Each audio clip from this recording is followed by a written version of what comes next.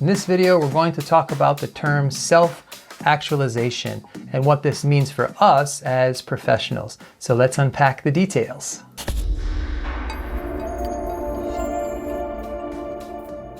Hey there, welcome back. Alex Lyon here, and this channel, Communication Coach, is here for your professional development. If you are a rising leader, then everything we talk about in this channel is meant to help you move your leadership forward so that you can bring out the best in everybody that you are leading.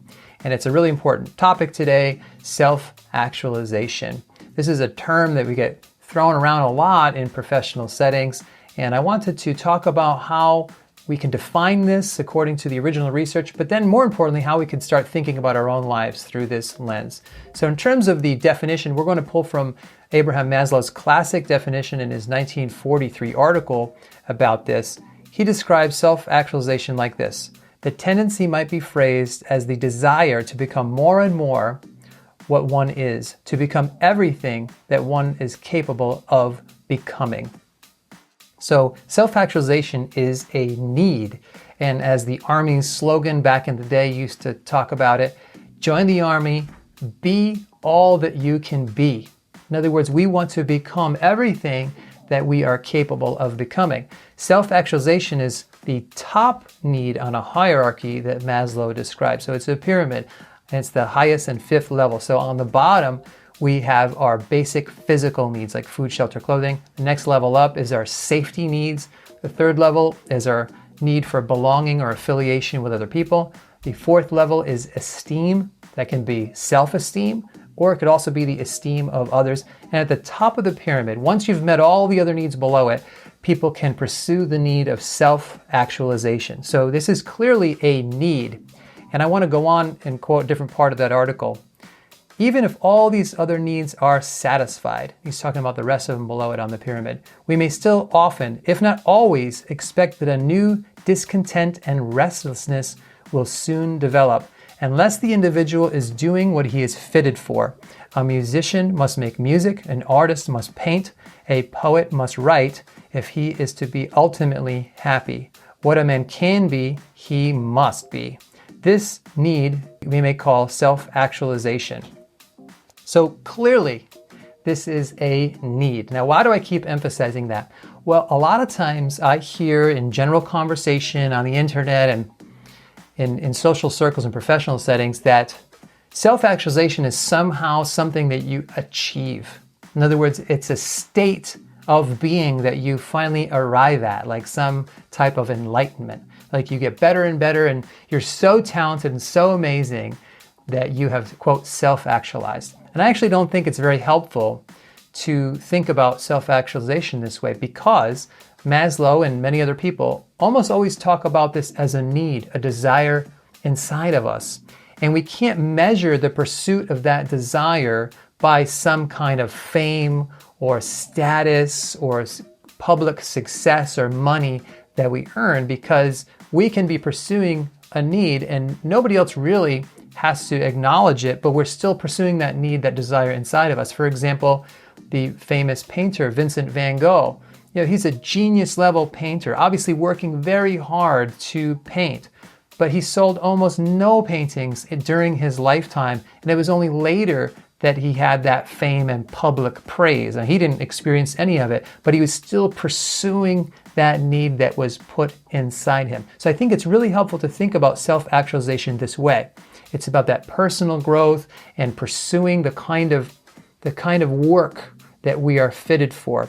And it could be painting, and it could be making music, it could be being a parent, like being a mother. That's all part of this.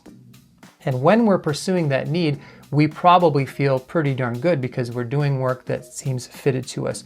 There's a great documentary movie that I think shows this. It's called Jiro Dreams of Sushi. I saw it on Netflix not long ago. Jiro Ono is the most famous sushi chef in the world, really. He's actually still making sushi in his 90s. He's been doing this for over 70 years, and he is completely obsessed with making sushi. And here is a quotation from Jiro Ono in that movie. He said, "You have to fall in love with your work. You must dedicate your life to mastering your skill. That is the key to happiness. While I'm making the sushi, I feel victorious. That's how it makes me feel. So when we see someone doing work at such high levels, and he's world famous, you can't eat his restaurant. It's booked a year in advance. When you see people doing work at this level, they are pursuing that need that is inside of them. And he even talks about how he just has to make sushi. He dreams of sushi, which is the name of the movie. However, he's also famous. He's also financially successful. He's also really well known and gets praise from everybody. But keep this in mind, he was making sushi and digging into that need long before any of that. He only really became famous in the last 20 or so years. So self-actualization is not tied to fame and fortune and money. So now let's get to the application. I want to talk about how this applies to you personally. And then I want to talk about this sticky issue of happiness. Are we really talking about the source of happiness here when we talk about self-actualization? So in terms of practical application, you as a leader should do an inventory of yourself. What really are you meant to do? Because as a leader, you probably are competent at a lot of different things. And as a result, you get pulled in a lot of different directions. But what type of work or service gets you most fired up? If you take fame out of it, you take fortune out of it, you take public praise out of it, what type of work do you absolutely love? What makes you feel electric while you're doing the work? And if there's a persistent desire inside you to do a certain kind of activity, certain kind of work, certain kind of service, that's a huge clue as to the need that is part of how you were designed. So for me, I love teaching, for example, and I don't care if I'm teaching somebody about this concept of self-actualization or whether I'm teaching them some public speaking. I just love teaching, and I feel most alive really when I'm pursuing that and doing it well. So now let's pivot and talk about the important concept of happiness, because Maslow talks about this. If a person is to be ultimately happy, he must be doing work that he is fitted for, that he's called to do. And Jiro Ono from Jiro Dreams of Sushi also talks about this. The key to happiness is to get completely into your work and to master your skill. So I want to then part ways on this conversation with some of those other ideas. I do not believe that pursuing the need for self-actualization is the key to happiness. And here's why.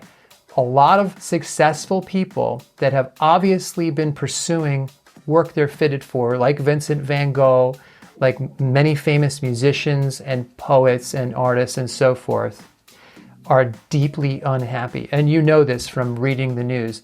They have everything, and all that they have is often out of the outgrowth of how excellent they are at what they do. And yet they're still deeply unhappy a lot of times.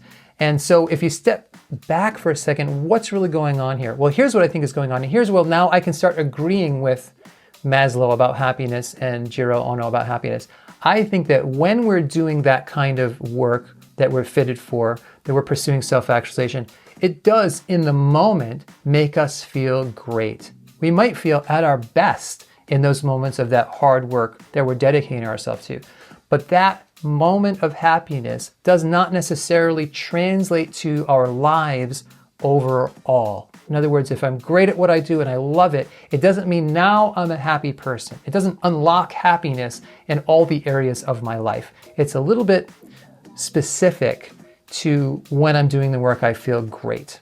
And that helps for me explain how I can still pursue the need I have in me for self-actualization, but not expect it to be my source of happiness for my life overall. Life happiness overall is a whole nother topic, and I don't want to try to answer that in this video. This is about the need of self-actualization, but I do think it's an important differentiation point. It's not a state of being that you reach success. That's not what self-actualization is. It's a need, and it's not necessarily the key to unlocking overall happiness in your life. It might be one piece of what makes you happy when you're doing that work. So now I want to ask you, how do you see self-actualization applying to your own life? I would love to hear your thoughts on that question in that section below the video. I look forward to reading and responding to your comments there. So thanks, God bless, and I will see you in the next video.